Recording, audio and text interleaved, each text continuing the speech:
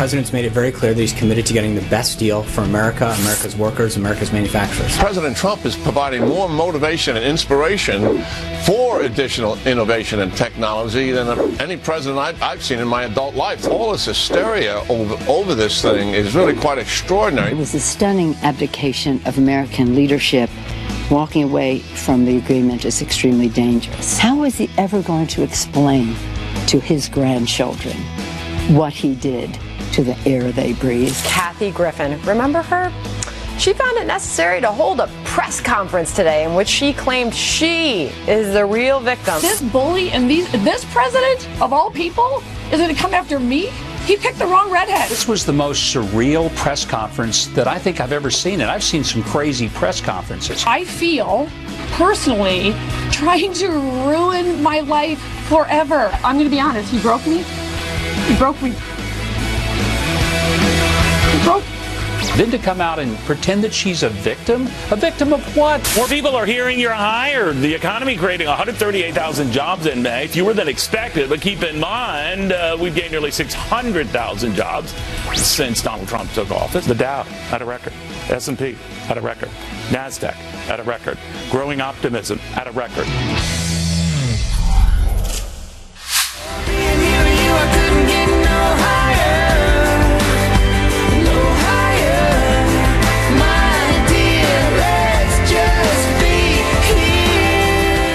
Live look down 6th Avenue, the Avenue of the Americas, right towards Central Park in Fox News Studios. But if they continued panning down to the plaza, that's where American Young is performing later. Yeah, on Fox that was News. the song you were just listening to coming into our show.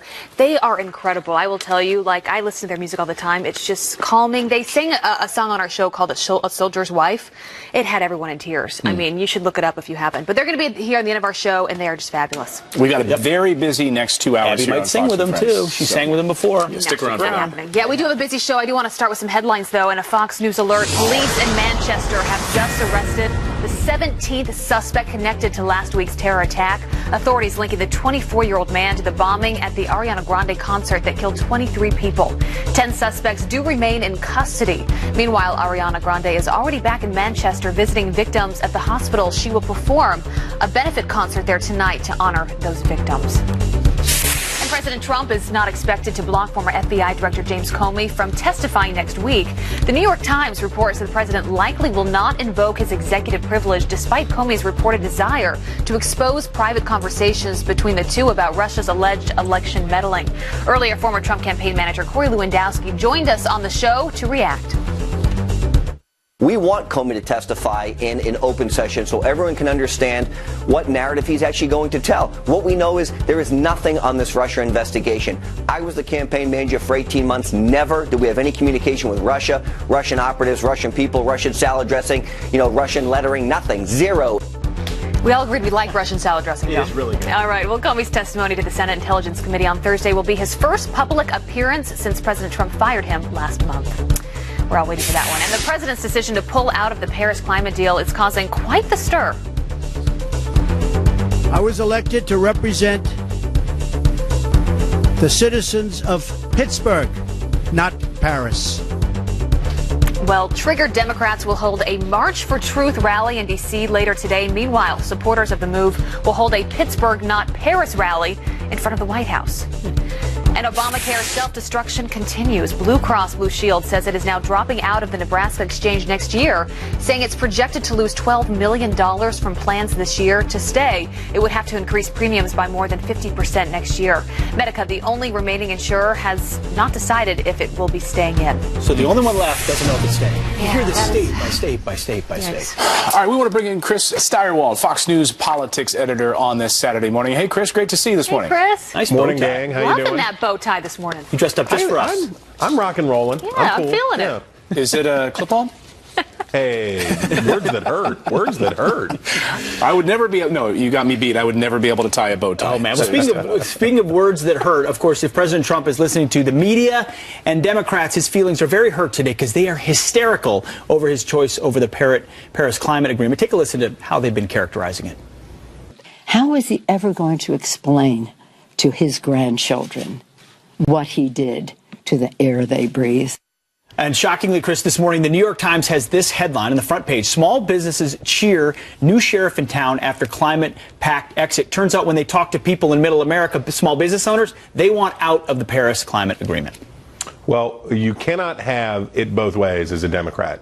It cannot be that it is such a meaningless accord, which it really is, if we're going to be frank about it. Right, it's a non-binding deal, Chris. So that it can't be so meaningless that Trump is crazy not to stay in it, and then at the same time have the rejection of it be the worst thing that ever happened to humankind. It cannot be both things at the same time. And I would submit, in the end, this is probably nets out to about a 0.0 for Trump. It will hurt him with suburbanites, but it will help him with country voters, rural voters, bright red states. So it probably nets out to about 0, and just like the deal does.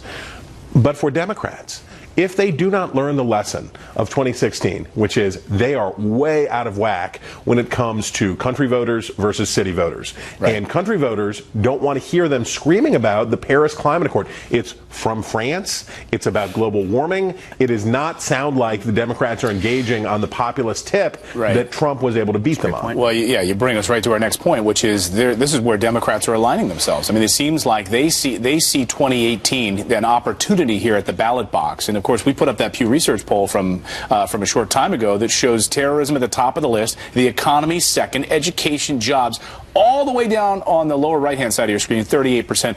Climate change is the thing that most Americans are concerned about. You talk about being out of whack with where the American public is right now. It's right there on your screen. Well, I feel you, brother. I understand that. Do you think they can run on it? I mean, they can win on 2018. As I just said, it's a stinker as a primary object for Democrats. However, and this is a significant however, just as Democrats are doing poorly with country voters, with rural voters, with places in the Rust Belt, Republicans have a problem in the suburbs. And the problem in the suburbs is that college-educated, more affluent voters are very skeptical, to say the least, of Donald Trump, of the Republican Party, of their agenda. The Republicans need to target those voters. Yes, climate change isn't the number one concern for those people, not even close. But it is one of the things that go into the basket of interests and concerns that inform voters' minds. So Republicans need to let them know that they care about the environment. Yeah, well, and a lot of times figuring out how to have success at the ballot box is understanding why you lost in the first place. Hillary Clinton, as you know, has been making the rounds, blaming pretty much everyone for the reasons she lost, even the DNC. I think they're pretty upset about that. Just take a look at some of these excuses. Go to Netflix from the New York Times, Facebook, 1,000 Russian agents, Trump's Twitter account, the Democratic Party. It's very difficult, historically, to succeed a two-term president of your own party. Polling misogyny, women in the suburbs, Comey, WikiLeaks, voter suppression, fake news, all of that. And that's kind of what happened. I would love to know how Netflix was the reason, but you even have Senator Al Franken, who made the point recently saying Hillary Clinton has got to move on for the future of this party. Well, I think that it becomes increasingly clear that the Democratic Party will have to affirmatively reject the Clintons, because there is not enough decency in her or her family to leave the Democratic Party alone. It's just not there. Yeah. Just as Republicans had to reject Jeb Bush in 2016 and say, nah, bro, the Democrats will eventually have to make another affirmative rejection of Hillary Clinton if they want to survive as a party. Yeah. So your point is the Clintons are going to keep elbowing for the media spotlight because they just cannot resist, and you're going to need party leaders saying, you're out. No, it'll have to be the voters. It will have to be the actual... Haven't they already done that? One time, they did it one time, but it won't be enough. They've rejected her one time, and she came back and ran again. Her husband, her daughter, I assume that there are another 50 generations down the line that also feel entitled to run the Democratic Party. She is a bad politician. She is bad at this, and she does not have the decency to leave her own party alone. But what she did this week was shocking. But Chris, let me play devil's advocate here. You know, the argument from their side is, look, she has 3 million more of the popular vote. Sure. Well, of course, she lost an unlosable election. She had every advantage that she possibly could have had from a structural point of view in this election. The Republicans had a preposterously weak candidate. It was all of those things, and still she lost. And so, I mean, give it a break. At a certain point, you have to acknowledge you're not good at something and you have to go away. Yeah, we'll see if that happens. And Democrats, they've got a pretty short bench. You think about it. I mean, there are reports that Joe Biden might be considering a run in 2020. I mean, he's got a lot of fans, but I think it just shows that they're not a lot. Abby Huntsman, don't underestimate Uncle Joe. Oh, I never do. I never do, Chris. America likes that guy, and he probably would have beat Donald Trump. So he can be thinking right now as he's licking an ice cream cone someplace. maybe 74 is the new 40. Maybe. No, Chris, I'm with you there. I'm with you there. He might be the best option they have. Chris, we've got to get your take on another news item that's not going to get attention pretty much anywhere else because it happened and then it unhappened, and we think it could be more evidence of a little bit more fake news. So the AP yesterday put out a tweet, and the tweet said this: breaking, special counsel's Trump campaign investigation includes Manafort case and may expand to include Attorney General Sessions, which would potentially be another wrinkle in the whole Russia narrative. But then shortly thereafter, they had to update that headline saying special counsel's Trump investigation includes Manafort case, the AP learned. So no mention of Sessions. It turns out that the reporter asked the deputy attorney general, hey, are you guys involved in this investigation? And they said, well, we could be. Anybody could be involved. So they didn't say they were. They said they could be, yet they run with this headline. Doesn't it show that they're just chomping at the bit for the next nugget? Well, we're all supposed to be chomping at the bit for the next nugget because we're journalists. That's what we do. We chomp at bits for nuggets. But AP usually confirms, don't they, Chris? But doesn't AP confirm, not speculate? And real nuggets, not that fake processed chicken Not the nuggets. McDonald's chicken nuggets. We want real nuggets, right? Folks, there but for the grace of God go I. It was one tweet. They pulled it back. They're chomping to get all the news that they can. I'm not going to imagine malign intent on their behalves. I'll give them the benefit of that. Malign enthusiasm. Just malign enthusiasm. Let's have all the enthusiasm possible. Let's have all of the journalists having all of the enthusiasm possible to run into the zone to get as many good stories as we can. It's Saturday morning. I'm wearing a bow tie. Let us have full, happy, I just want to know where the enthusiasm was for the last 8 years. Chris, where are your favorite nuggets from? My favorite nuggets, I'm going to go with Hardee's. I think I have to say Hardee's? I would not. Said nobody ever. Right. Hardee's. I'm going to go with Chick-fil-A. I mean, I like Hardee's for breakfast. It's true. Wendy's has some good New York elitists. Thanks, New York elitists. I grew up on Hardee's. I got to say, I do love Hardee's. Their hash browns are fantastic. But, I mean, but you can't get McDonald's in the morning. You can get breakfast all day, but you can't get nuggets in the morning, which is a real problem for McDonald's. That's really what's wrong with America today. You cannot get processed nuggets and fried chicken before 10:30. It's a great way to end this conversation. Chris. Thank you, sir. We really hit a home run at the end of this thing. Always love having you. Looking sharp. All right. Well, she posted with President Trump's severed head. Of course, you remember this ridiculous thing. Now, Kathy Griffin claims she's the victim in this whole thing. I think I'm going to be honest, he broke me. He broke me. He broke me. Well, Michelle Malkin is fired up about this. She joins us live straight ahead. Plus, the mainstream media is at it again, claiming Steve Bannon is the shadow president. But wait, didn't the media say just a couple of weeks ago that he was getting fired?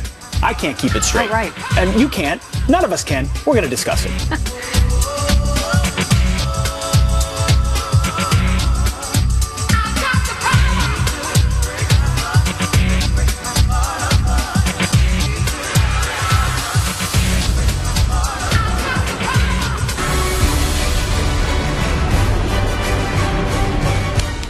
Welcome back to Fox and Friends. Of course, more familiar liberal media narratives. Now they're back with the familiar talking point that Steve Bannon is the shadow president.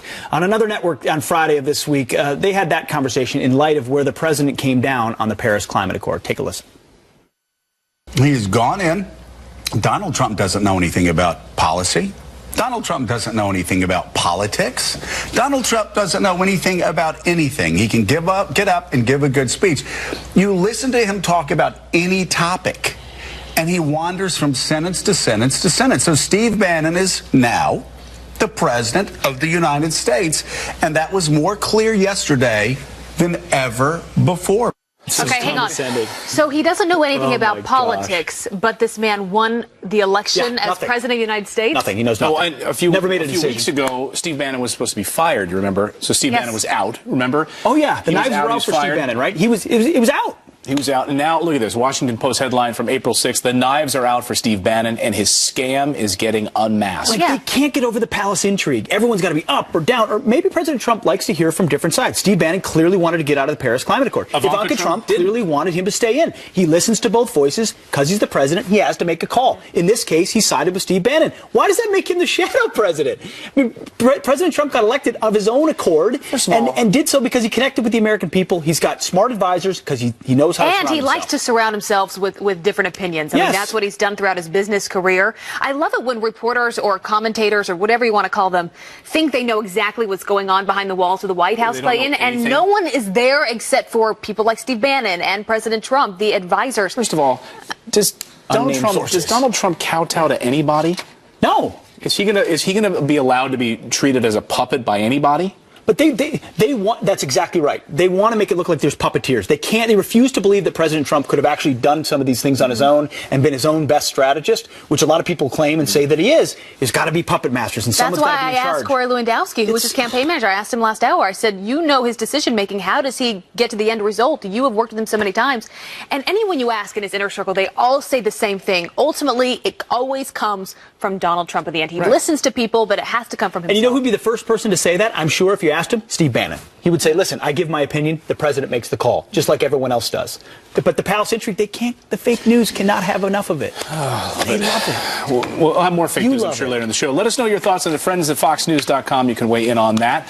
You don't want to miss what's coming up. I still can't get over knows nothing about politics, but he won the presidential election. Thank you. Okay. Well, coming up, liberals on campus are at it again. One professor just called the Republican Party the terrorist organization. Oh, really? Yeah. And get this, we've got an incredible show lineup for you. This team of financial experts sitting in our studio is here to tell you how to turn $1 million idea into $1 million payday. You gotta watch this when we come back. That's what I want. That's what I want.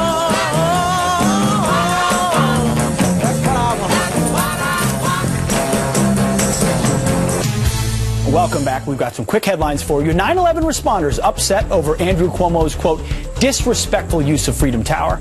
The New York governor giving the A-OK to light the skyscraper in green in opposition to the president's choice to pull out of the U.S. out of the Paris Climate Agreement. The first responders saying the tower should not be used for political statements, and I would agree. And President Trump making good on a campaign promise to help our vets and police officers. We will always support the incredible men and women of law enforcement. I can speak very strongly for myself and for Mike Pence, our Vice President. I wonder how much the other media covered that. Our commander-in-chief signing 2 laws, one giving federal grants to companies that hire and train veterans, and the other works to reduce the backlog of families waiting for survivor benefits of officers killed in the line of duty. 2 great causes. Clayton, over to you. All right, thanks, Pete. I've been waiting for this segment all morning. Do you think you have $1 million idea, but you don't know how to turn it into $1 million payday? How do you become an entrepreneur in this country? Well, our next guests have joined forces to tell you just how to do that. It's their brand new book. You got to go buy this. It's called More Important Than Money, An Entrepreneur's Team. Go buy it right now on Amazon. Welcome to Robert Kiyosaki. You know the great Robert Kiyosaki, Tom Wheelwright, Garrett Sutton, Darren Weeks, and Ken McElroy. This is a powerhouse. I don't know that we've ever had this much brain power in one room, and I'm not including myself, by the way. Good to see all of you guys this morning. Robert, I want to start with you. Of course, the author of Rich Dad, Poor Dad, the famous book, the book that changed, I think, so many Americans' lives. If they haven't read it 20 years ago, you can still buy it today, go out and read it. When you're putting together a team of entrepreneurs, when you're thinking about starting your own business, what do you look for in a team of experts to surround yourself with? Well, number one, obviously, is integrity. People actually do what they do. They practice what they preach. But like you were talking about President Trump, you know, he has a team of advisors. And all the entrepreneurs out there, it is more important than money is your team of advisors. Because nobody's that smart. But you have a smart team, you have a better chance of success. And so these are all your advisors? Yeah, and they're all entrepreneurs. I mean, they all have their own businesses. So I'm very fortunate. And Tom Wheelwright, one of the smartest tax minds in this country. You've been a guest here on Fox and Friends before, author of the book Tax-Free Wealth, teaches Americans how to take advantage of this tax code, which is written for entrepreneurs in this country. Most Americans cry about the, 7 pages of the tax code where we send money to the government. The rest of the tax code is written for us to build businesses in this country. Right. I mean, the tax law is really a series of incentives for entrepreneurs and investors. That's what it is. And if you've got $1 million idea, the tax code will actually give you a tax deduction as a tax break and a tax credit. It's called the Research and Development Deduction and Credit. So there's lots of things you can do if you're an entrepreneur to reduce your taxes and put money in your pocket. And most people make the mistake. If they're a small business owner, they're a plumber, they'll take a check in their own name and they're leaving money on the table. Heavens. Absolutely. And have it written out to your business, your LLC, instead of your own personal name. Well, as you know, it's very easy to reduce your taxes just by understanding how the tax law works. Read Tax-Free Wealth, by the way. That's another great book you need to read. Garrett Sutton is a legal advisor. How do you recommend an entrepreneur just starting out protect their assets? This is another big problem. People put all their eggs in one basket and they don't realize you need to protect yourself. It is, Clayton. We live in a very litigious society, and you need to use a corporation or an LLC if you're starting a business, investing in real estate. And then, once you make the decision which entity to use, you have to set it up right away. The longer that you conduct business in your personal name, the longer all of your personal assets are exposed to a claim against the business. So you want to get that entity set up right at the start. And if you don't, you're putting your own personal assets at risk, your house, your home, the thing, you know, in your own bank account, right? Right. It's very easy to get started and you think you'll set up the entity later. Too many people then forget to set it up and everything's exposed. Darren Weeks, you're a raising capital advisor. One of the big issues that people have is they think, I can't become an entrepreneur, I can't start my own business because I don't have money. I can't do it. Well, a lot of entrepreneurs start with zero money. They don't have any of their own money. How do you raise capital when you're starting a business? Well, to raise capital, I mean, first of all, you need to, in my opinion, have some skills that they don't teach in school. You know, one of the things I learned in business school was they didn't teach how to sell, for instance, or how to communicate my idea to investors, how to share with my investors that, you know, mission is very important, and also what's in it for the investor. So don't teach these types of skills. And unfortunately, most entrepreneurs' dreams die because they don't have the finances. So I teach people how to raise the capital so they can live their dreams with their business. And actually rubbing elbows with people, sitting down and getting advice from people. Nothing happens with you sitting on the couch behind a computer. You've got to get out and actually have lunch and coffee and develop those relationships. Absolutely. So your network is your net worth, as I've been taught. And unfortunately, most people just think the bank is the only answer. And to me, that's unfortunately not the case. Well, something near and dear to my heart is real estate investing. Yeah. Ken McElroy, real estate advisor on this team. What is the #1 mistake that you see with businesses when it comes to real estate investing? So what I see is that they don't use debt properly. You know, there's good debt and there's bad debt. And, you know, of course, bad debt is like credit card debt. And that's what a lot of people do. It's very expensive. Good debt is actually using debt to buy assets. So the banks are set up very interestingly. They take people's deposits, and that's actually what the poor does. The poor puts money into a bank. The rich borrow it. That's the system. And so if people understood that, they would borrow more money and they would try to stay ahead of inflation, because inflation is killing people. You know, they have to, if you're making 1% in a savings account and your inflation's at 4%, you're going backwards. It's just that simple. Right. You have an investment, Robert. I know this is something you talk about on the Rich Dad radio program all the time, something you've written about, this idea that all debt is bad. And it's not. Yeah. No, it's not. I mean, debt is money, but you have to use it appropriately. You know, debt's like a handgun. If you use it improperly, you get killed. You use it properly, you're protected. So debt is very, very important for the entrepreneur. The book is called More Important Than Money, An Entrepreneur's Team. I can't wait to dive into it. Robert Kiyosaki, Tom Wheelwright, Garrett Sutton, Darren Weeks, Ken McElroy, an all-star team. Great to see you guys this morning. Thank you. Thanks, Clayton. Go out there and download it right now. Thanks so much, guys. All right, coming up here on the show, the mainstream media having a total meltdown over President's decision to drop out of the Paris Climate Accords. We haven't been president this psychologically troubled in this way since at least Richard Nixon. Yes. Michelle Malkin is here to react to that next. Plus, from the Supreme Court to the bench press, meet America's newest fitness expert. It's Ruth Bader Ginsburg. She's 84 years old. Are you sitting there eating a donut right now? You're going to feel bad about yourself when you see her new workout.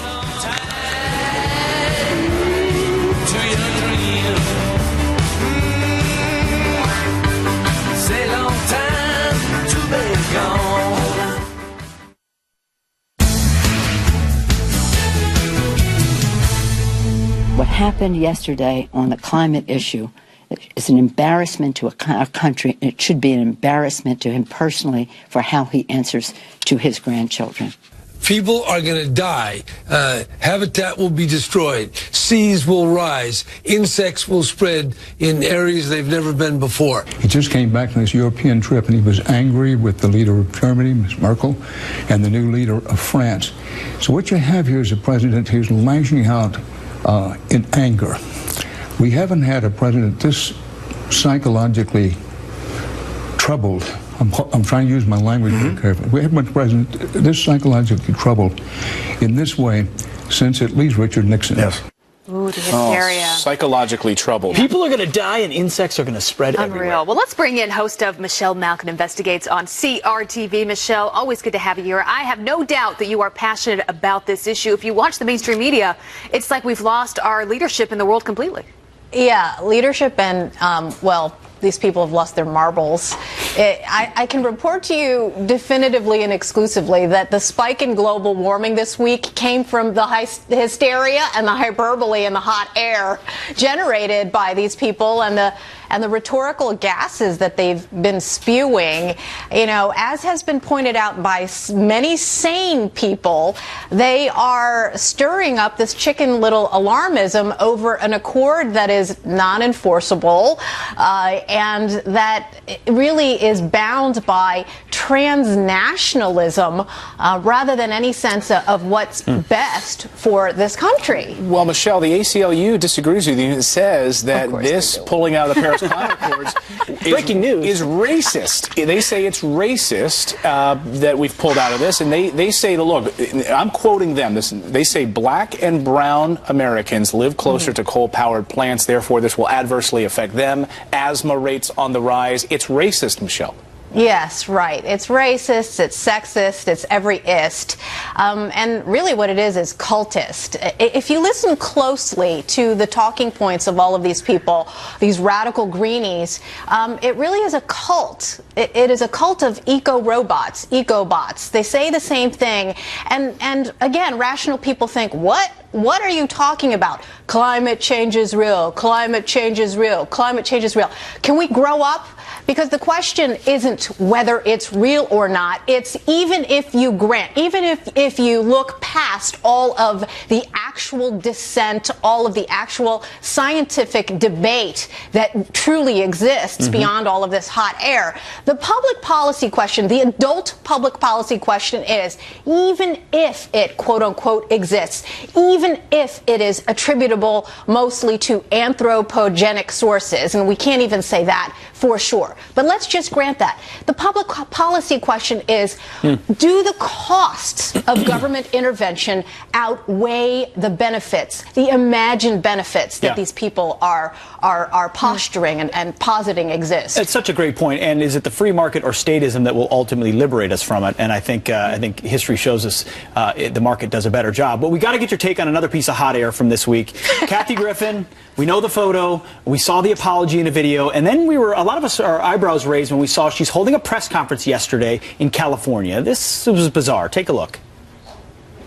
This bully and this president of all people is going to come after me? He picked the wrong redhead. If you don't stand up, you get run over. And what's happening to me has never happened, ever, in the history of this great country, which is that a sitting president of the United States and his grown children and the First Lady are personally, I feel, personally, trying to ruin my life forever. Forever. You guys know him. He's never going to stop. I don't think I will have a career after this. I'm going to be honest. He broke me. He broke me. He broke. And then I was like, no, this isn't right. It's just not right. And I apologize because that was the right thing to do and I meant it. There's a bunch of old white guys trying to silence me. And I'm just here to say that's wrong. What is happening here, Michelle? My goodness. Where are we living? What's going on? I don't know. What is this? You know, they're trying to silence me, and yet she won't shut up. I think that's probably the most obnoxious thing was the playing of the race card there. Last night on Hannity, I said that this press conference was a dumpster fire, but that is an insult to dumpsters. The trash coming out of her mouth, the verbal diarrhea that's going on here. And I'll tell you what else. I am not easily offended, okay? But the idea that she is a martyr for the cause of free speech and that nobody else, you know what she confirmed for us? That she is a really, really bad actress. Not even D-list, like Z-list. That, nobody else has ever been persecuted by a president. Did you not live through the last 8 years when it was Tea Party activists and conservatives who were outspoken about their beliefs, who were targeted by the IRS and journalists targeted by the Justice Department, prosecutions that are going on right now in California for journalists who are uncovering uncomfortable truths to the left? Seriously? Yeah. And the message, Michelle, that it is sending to this next generation about taking accountability for your actions, it is just terrible, the whole thing. But great to have you with us this morning. We knew you would be fired up. We always appreciate that. Sometimes you break me after these segments, Michelle. I'm broken. Thank you. Take care. Appreciate it. All right, I want to bring you some other headlines this morning, starting with a Fox News alert, and a manhunt is now underway for 2 dangerous escaped inmates in Alabama. Police say that David Glasgow and John Brown fled from a jail in Mississippi. It's still unclear how they got out, but were last spotted driving a stolen truck in northern Alabama. One other inmate who escaped with them has already been recaptured. They've been charged with sexual battery and possession of stolen property. And a liberal professor facing some major backlash for calling the Republican Party a, quote, extremist terrorist organization. San Diego State University's Patrick McCarthy posting that a Facebook comment in reaction to an article that claimed America is a bigger threat than ISIS. Well, the school will not discipline him since it was on his personal account. Meanwhile, student Republican groups are demanding an apology.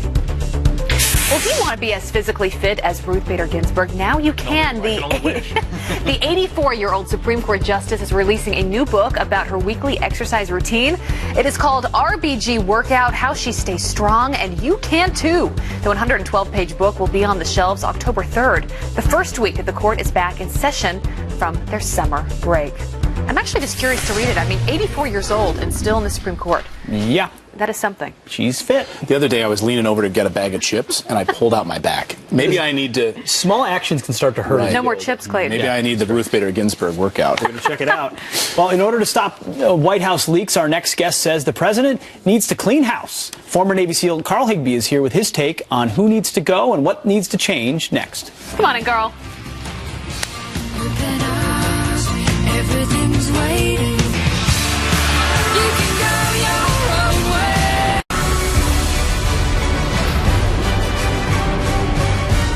Welcome back. Well, President Trump vowed to drain the swamp when he got to Washington, but from the outside looking in, some outsiders say that it appears as though the establishment that he campaigned against is getting in his way of making America great again. So what can he do to right the ship of the state? Here with his take is former Navy SEAL and author of Enemies, Foreign and Domestic, A SEAL Story, Carl Higbie. Carl, good to have you here. Thanks for having me. You are not bad about this. What can he do to stop these leaks, to right that ship? So first things first is you need to perp walk this guy. You need to get in there and you need to have a chief of staff who's willing and has the ferocity to persecute these people. Find out who they are. There are trails. You send the FBI in there, you put them in handcuffs, and you walk them out right in front of all the other staff and all the media cameras, and I guarantee you those leaks will stop like that. How do you know, though? How do you know who they are? Who do you handcuff? Right? It becomes very complicated. Our investigative services have enormous resources, and I guarantee you, if they have the will, they will find out exactly who these people are. All right, you say clean house as well. What does that mean? Because he's surrounded himself with a lot of people he think are helping him out, but maybe there's a change that needs to be made. Yeah, so there is a change that needs to be made. And look, respectful to Reince Priebus, he was brought in for one reason, and that was to bridge the gap between Trump and the establishment. Trump ran against the establishment, so Priebus is not doing a lot to bridge that gap. His first test was the health care bill, and he failed. So I would say to Reince Priebus, respectfully, ship up or ship out. Because if you don't right this ship, it's going to tear down Trump's agenda. Right now, they are just absolutely failing on holding their staff accountable. Those are some tough words. So for Chief of Staff, what does he need? So I would, a Corey Lewandowski or the like, somebody with the ferocity and the will. I mean, look, there's no doubt that Corey Lewandowski and people like him are very effective. They can be abrasive, but they're very effective. You need somebody who has succinct management skills, who's willing to say what sometimes is not popular, but gets the job done. And I don't see that in Reince Priebus. I mean, Carl, you're a former Navy SEAL. I mean, when they ask you to do something, you get it done. That is the mindset of being in the military. And it seems like it's a problem that they are not executing on some of these things. Does Congress play a role in this? Do they need to get involved as well? Do they need to be tougher? Absolutely. And I think Trump needs to be tougher on them. And look, I haven't been paid by the administration or the campaign. I haven't been promised anything. I do this out of genuine love for my country and a genuine respect and love for Donald Trump. Okay? And Donald Trump is being stifled by Congress, by Mitch McConnell, by Paul Ryan, things like this. The problem with a lot of his bills, his spending bill, his the budget, the health care, this is on Congress. Donald Trump and his communication team needs to wield all the power they have to put it on them and say, Paul Ryan, you're getting in the way. You're not doing anything. And to be honest, someone like Paul Ryan, if he worked for a company that I work for or that I know, he would be fired immediately because he's not doing his job, and the American people are suffering for it. Also, just rallying support. There have been a lot of tough times so far. To think the Republican Party, they have the majority across the board. This is a time where everyone needs to come together and support the president. The Democrats steamrolled Republicans when they were in power. It's our turn. All right, some strong words there from Carl Higbee. Good to have you with us this morning. Thanks, Abby. Thanks for joining us. All right, we have still got a huge final hour ahead. Geraldo Rivera, Meghan McCain, Dan Bongino, and Trish Regan. They're all here live. But up next, the president says that environmental regulations are costing American jobs. It cost this American farmer $2 million for hosting a birthday party. What? She's going to join us live with that next.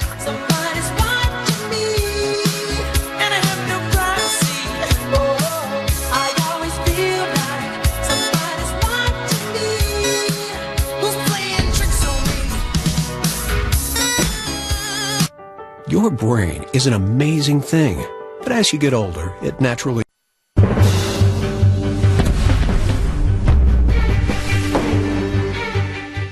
This one is 16. And that obligation is to the American people. The Paris Accord would undermine our economy, hamstring our workers, weaken our sovereignty. It is time to exit the Paris Accord. President Trump says he put America first by exiting the Paris Climate Accord, arguing that environmental regulations cost American jobs. Our next guest, an American farmer, nearly lost everything due to government regulations and EPA-type regulations. Martha Bonetta was fined $2 million for a birthday party on her own property, and she joins us now. It sounds like a ridiculous headline, but truly, because of photos posted on Facebook that regulators saw, they tried to shut you down and are still fining you.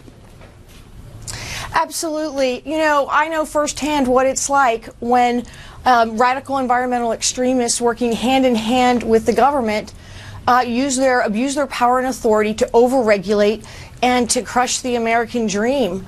And I experienced it firsthand, and millions of Americans all over the country are confronted with overregulation. Running a farm is a small family business for us and for many Americans that are involved in agriculture, and we know firsthand what it's like when radical environmentalists abuse their power and authority, and we are just thrilled with the administration and what President Donald Trump is doing. I think your point is one that's oftentimes missed in this discussion. If the president had stayed in the Paris Climate Accord, for decades, left-wing legislators at the national level and state level would have said, we have to have this regulation and this new law because we have to be in accordance with the Paris Climate Accord. We have to do our part. And it would be folks like you and other small businesses who bear the brunt of that. Absolutely. President Donald Trump has sided with tens of millions of Americans that would suffer and be hurt by the Paris Accord. And as you know, I'm with the Citizens for the Republic. Ronald Reagan formed Citizens for the Republic in 1977, and we applaud President Donald Trump for exiting the Paris Accord that would impact tens of thousands of hardworking Americans. Absolutely. And it's not just impact, it changes your life. I mean, it never ends. Especially international bureaucrats, but federal bureaucrats, or even it's the Piedmont Environmental Council in your particular case, they're relentless. They want so-called justice, and they're going to day after day and year after year, and ultimately they try to wear people down. Absolutely, and groups like that have no accountability, no transparency. They run roughshod over small family businesses and hurt the American dream, hardworking Americans that just want to be left alone, and instead they're confronted with miles and miles of red tape and overregulation.